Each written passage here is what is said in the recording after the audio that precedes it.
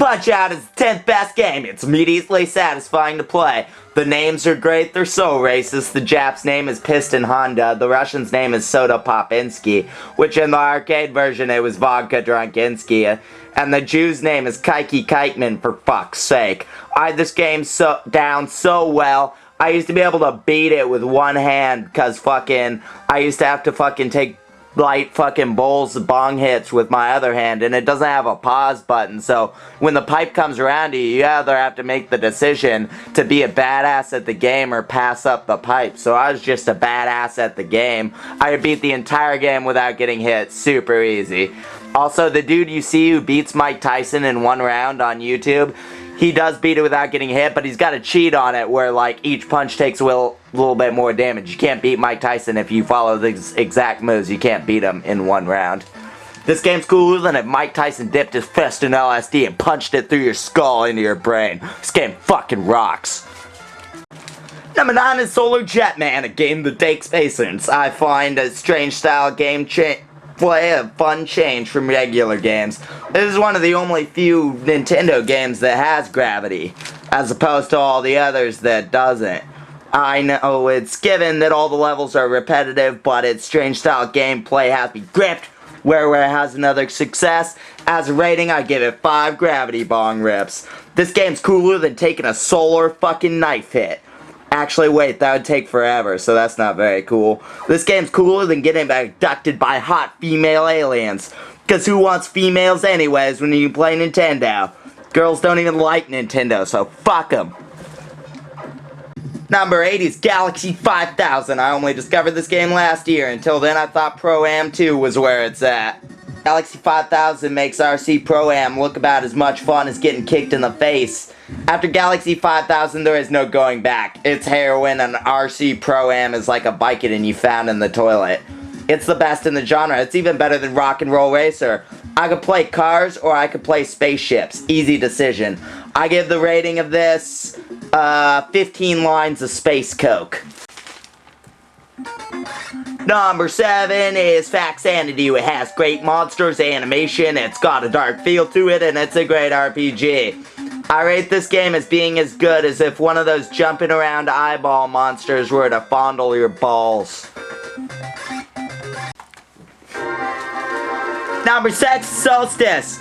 Beer puzzle greatness, completely non-linear. I love that about a game. I love it when you don't just have to go in a straight line. This game's as cool as if that old man jumping around were to play with your balls. If you're into that kind of thing.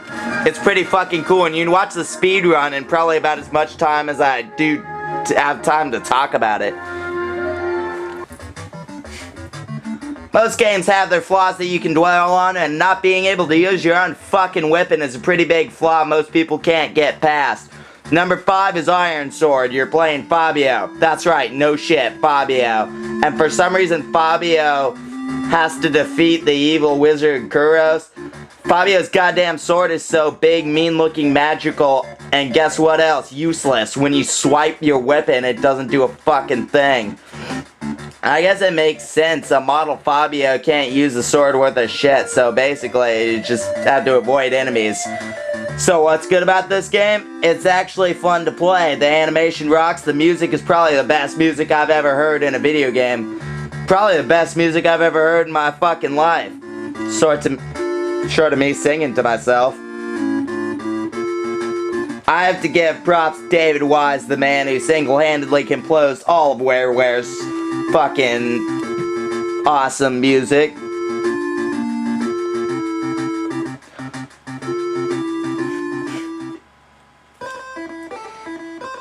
This game has a small cult following. Me and this perverted guy John Paul, who I stole it from back in the day, used to always talk about how great it was. So even if me and him are the only 2 people who like it, I hear constantly people talking shit about this game, and you know what? Fuck them. The music, this is the best music I've ever heard in my life. Does that make a video game? Yes, it fucking does, because I say so.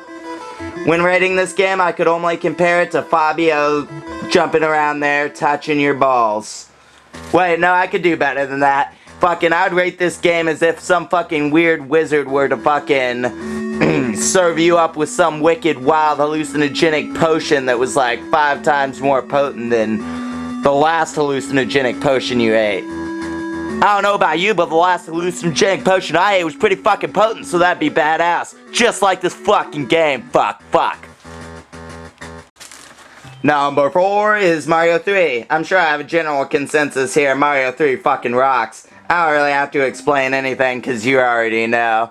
This game's cooler than, or maybe as cool as like a fat plumber giving you a slobby knob. At number 3, I have all 3 of the Castlevania games.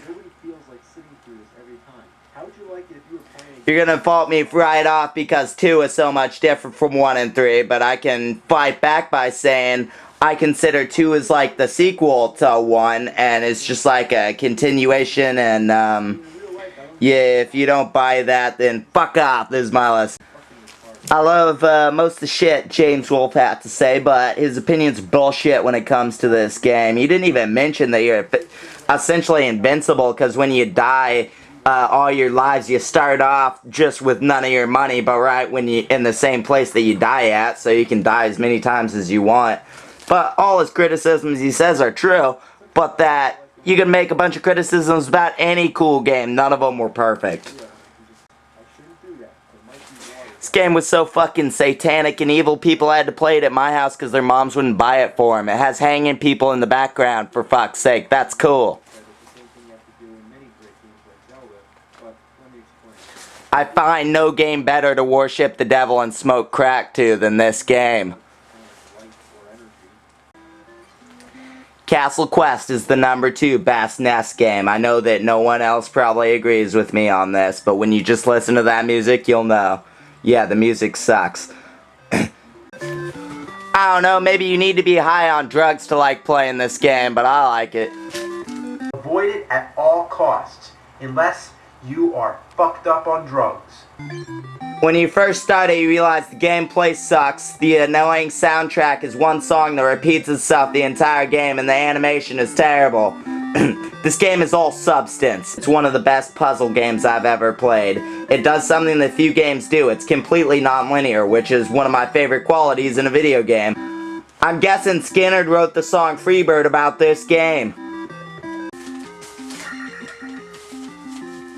Zelda 2 is the best NES game in existence. Everybody hates on Zelda 2. Someone with their top 10 list said, had Zelda 1 as their best game. Okay, great, but they said, oh, what did you think? I was gonna say Zelda 2, Zelda 1, obviously.